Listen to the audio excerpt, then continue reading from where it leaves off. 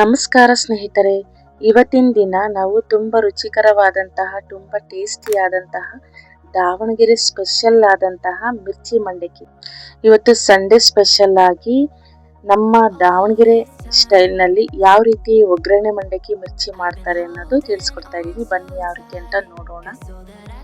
ಇದಕ್ಕೆ ಬೇಕಾಗಿರುವಂಥ ಇಂಗ್ರೀಡಿಯೆಂಟ್ಸ್ ನೋಡೋಣ. 2 ಈರುಳ್ಳಿ ಕಟ್ ಮಾಡ್ಕೊಂಡಿದ್ದೀನಿ, 3 ಟೊಮೆಟೊ, ಒಂದು 5ರಿಂದ 6 ಹಸಿಮೆಣಸಿನಕಾಯಿ ಕಟ್ ಮಾಡ್ಕೊಂಡಿದ್ದೀನಿ, ಮೀಡಿಯಂ ಖಾರದ್ದು, 1 ನಿಂಬೆಹಣ್ಣ ಹೆಚ್ಚಿಟ್ಕೊಂಡಿದ್ದೀನಿ, ಸ್ವಲ್ಪ ಕರಿಬೇವು, ಕೊತ್ತಂಬರಿ ಸೊಪ್ಪು, ಹಾಗೆ 1/4 ಟೀ ಸ್ಪೂನು ಜೀರಿಗೆ, ಸಾಸಿವೆ, ರುಚಿಗೆ ತಕ್ಕಷ್ಟು ಉಪ್ಪು, ಹಾಗೆ ಸ್ವಲ್ಪ ಅರಿಶಿನ ಪುಡಿ, ಒಂದು 5ರಿಂದ 6 ಸ್ಪೂನು ಕುಕ್ಕಿಂಗ್ ಆಯಿಲ್.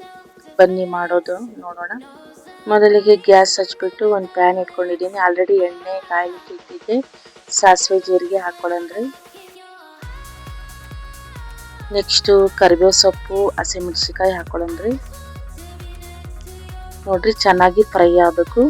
ಇದು ತುಂಬಾನೇ ಚೆನ್ನಾಗಿರುತ್ತೆ. ದಾವಣಗೆರೆ ಸ್ಪೆಷಲ್ ಆಗಿ ಒಗ್ಗರಣೆ ಮಂಡಕ್ಕಿ ಮಿರ್ಚಿ ತುಂಬಾನೇ ಫೇಮಸ್ ಅಂತಾನೆ ಹೇಳ್ಬೋದು.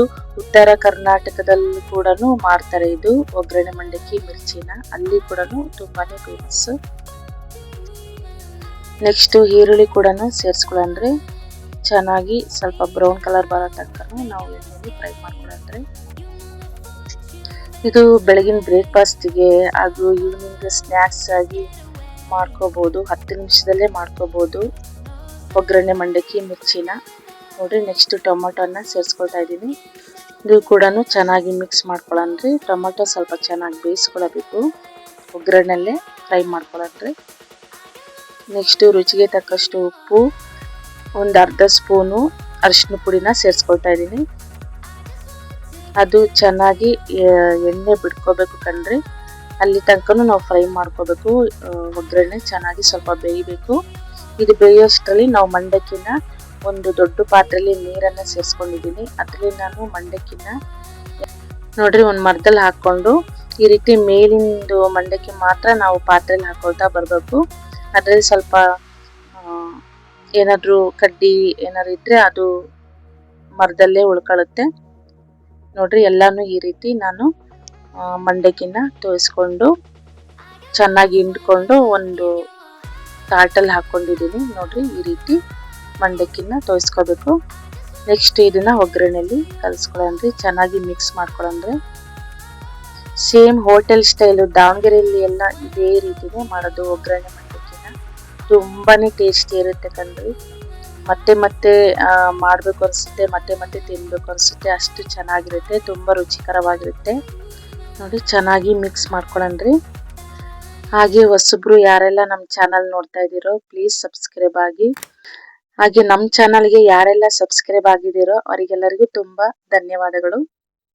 ನೆಕ್ಸ್ಟ್ ಇಲ್ಲಿ ನಿಂಬೆಹಣ್ಣ ರಸ ಹಿಂಡ್ಕೊಂಡು ಕಲಿಸ್ಕೊಳ್ಳಂದ್ರೆ.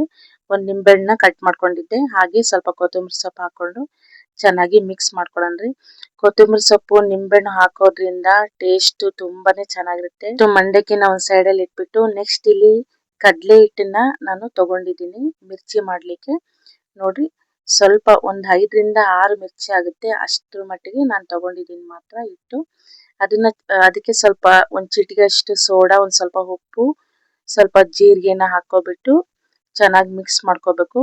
ನಂತರ ಸ್ವಲ್ಪ ಸ್ವಲ್ಪ ನೀರು ಹಾಕೊಳ್ತಾನೆ ನಾವು ಕಲ್ಸ್ಕೋಬೇಕಾಗುತ್ತೆ. ತೀರಾ ತೆಳ್ಳಗೆ ಕಲ್ಸ್ಕೋಬೇಡ್ರಿ, ಸ್ವಲ್ಪ ಮಟ್ಟಿಗೆ, ಸ್ವಲ್ಪ ಅದು ಮಿರ್ಚಿಗೆ ಸ್ವಲ್ಪ ಹತ್ತಬೇಕದು ಹಿಟ್ಟು, ಹಾಗಾಗಿ ಸ್ವಲ್ಪ ಗಟ್ಟಿ ಕಲ್ಸ್ಕೊಳ್ತಾ ಇದ್ದೀನಿ. ನೋಡ್ರಿ, ಚೆನ್ನಾಗಿ ಮಿಕ್ಸ್ ಮಾಡ್ಕೋಬೇಕು, ಚೆನ್ನಾಗಿ ಕಲ್ಸ್ಕೋಬೇಕು.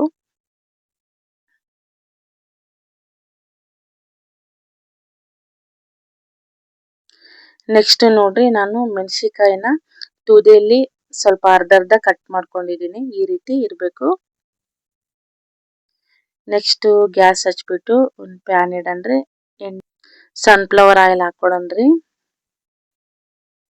ಎಣ್ಣೆ ಬಿಸಿ ಆಗಕ್ಕೆ ಬಿಡನ್ರಿ ಒಂದು ಸ್ವಲ್ಪ ಹೊತ್ತು.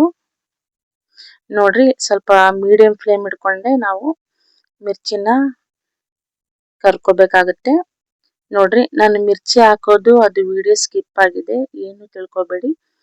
ಅದು ವಿಡಿಯೋ ಮಾಡಕ್ಕೆ ನಾನು ಮರ್ತ್ಬಿಟ್ಟೆ. ಹಾಗಾಗಿ ಈ ರೀತಿ ನೋಡ್ರಿ ಮಿರ್ಚಿ ಹಾಕೊಂಡಿದ್ದೀನಿ, ಒಂದು 6 ಮಿರ್ಚಿ ಕರೆಕ್ಟಾಗಿ 6 ಮಿರ್ಚಿ ಆಗಿದೆ. ನಾನು ಸ್ವಲ್ಪ ಹಿಟ್ಟು ಕಲ್ಸ್ಕೊಂಡಿದ್ನಲ್ಲ ನೋಡ್ರಿ, ಅದು ಚೆನ್ನಾಗಿ ಬ್ರೌನ್ ಕಲರ್ ಬರೋ ತನಕನೂ ನಾವು ಫ್ರೈ ಮಾಡ್ಕೋಬೇಕಾಗುತ್ತೆ ಎಣ್ಣೆಯಲ್ಲಿ.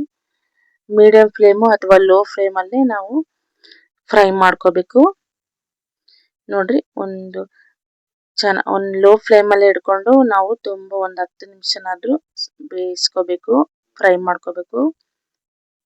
ಯಾಕಂದ್ರೆ ಅದು ಮೆಣಸಿಕಾಯಿ ಹಾಕಿರ್ತೀವಲ್ಲ ಮಿರ್ಚಿ, ಅದು ಮಿರ್ಚಿ ಚೆನ್ನಾಗಿ ಎಣ್ಣೆಯಲ್ಲಿ ಫ್ರೈ ಆಗುತ್ತೆ. ನೋಡ್ರಿ, ಎಲ್ಲಾನು ಒಂದು ಪ್ಲೇಟಿಗೆ ತೆಗಿತಾ ಇದ್ದೀನಿ. ನೋಡಿ ಸ್ನೇಹಿತರೆ, ತುಂಬಾ ಸುಲಭವಾಗಿ ತುಂಬಾ ರುಚಿಯಾದ ಮಂಡಕ್ಕಿ ಮಿರ್ಚಿ ತಯಾರಾಗಿದೆ.